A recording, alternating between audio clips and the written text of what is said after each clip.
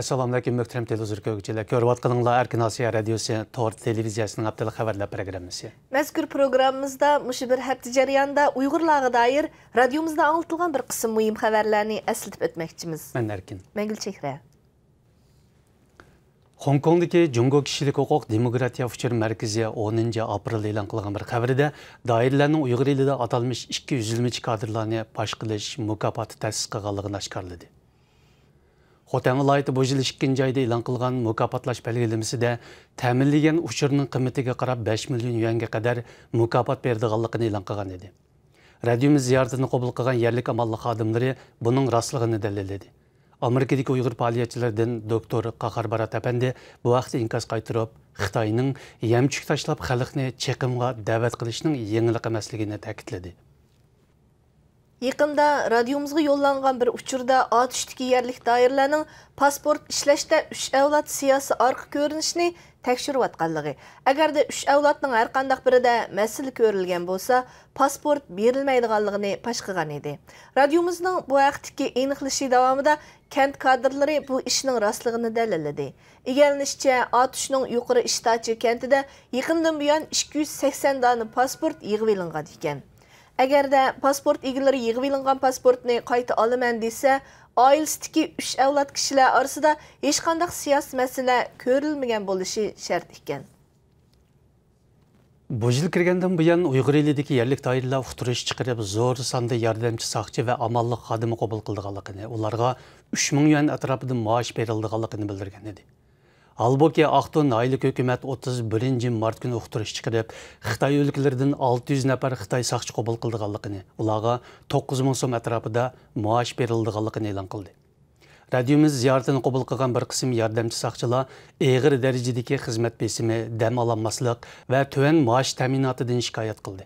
Ularning bildirishicha, yerlik yordamchi soqchilarning oylik ish haqi 1300 so'mdan 2500 so'mgacha bo'lib, uning Xitoy o'lkalaridan qabul qilingan Xitoy soqchilarining 9000 yuanlik yuqori ish haqi bilan selishtirganda g'oyat zo'r farqi mavjud ekan. Doiralarning Uyg'ur yezlarida qo'zg'agan o'zini ma'lum qilish harakatining yana 2 oygacha davom qildiganligi ilgari surilmoqda. Egallanishicha, Uyg'ur elining ba'zi joylaridagi aholilar uylarida saqlayotgan atalmish qonunsiz buyumlarni topshirishga qistalsa, ba'zi joylardagi dehqonlar hozirgi va uningdan ilgirki atalmish diniy asabiylikka yotadigan masalalarni topshirishga majburlanmoqda ekan. ATUShning Iqsoq soqchixonasi bilan Aqsu noyisidan radiomizni ziyorat qilganlar o'zini ma'lum qilish harakatining jiddiy elib berilayotganligini bildirdi. Yerlik Uyg'ur aholilarining arzimagan sabablar bilan soqchilar tarafidan etib etilishi xalqaro jamoatning diqqatini qo'zg'amoqda. Uyg'ur Nidosi radiosi Poskamnaya 2 so'yisidagi Uyg'ur yosh Turamat Tursunning 2014-yili 8-oyda soqchilar tarafidan etib etilganligini xabar qilgan edi. Radiomizning bu vaqtdagi aniqlashlari davomida Poskamning 2 so'yisi Tag'archi kentidagi Turamat Tursunning shu yili shu joyda Xitoy soqchi Wei Yuanhong tarafidan etib etilganligi dalillandi. Egallanishicha, Wei Yuanhong navbatda 2 soqchixonasida siyosiy yetakchi bo'lib ishlamoqda ekan. Xitoy hukumati yaqinda Xotan viloyatidan 97 nafar yerlik amaldorni har xil sabablar bilan jazolaganligini e'lon qilgan edi. Bularning ichida maydoni mujmal degandek sabablar bilan jazolangan bir muncha kadr bor. Jazolanganlar ichida Xotan noyisi Azni Bozor kentining sekretari Jelil Matniyozning diniy o'lmalar oldida tamak chekishga jur'at qilolmagan degan sabab bilan vazifasidan ilinishi xalqaro taratqularning qiziq nuqtasiga aylandi.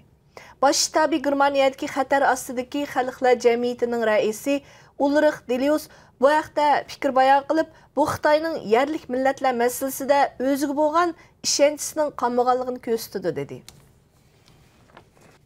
Muhtaram televizor ko'ruvchilar, yuqorida Erkin Osiyo radiosi Tor televiziyasining haftalik xabarlar programmasini ko'rdinglar. Kelar hafta ko'rishaylik. Xayr xo'sh. Xayr xo'sh.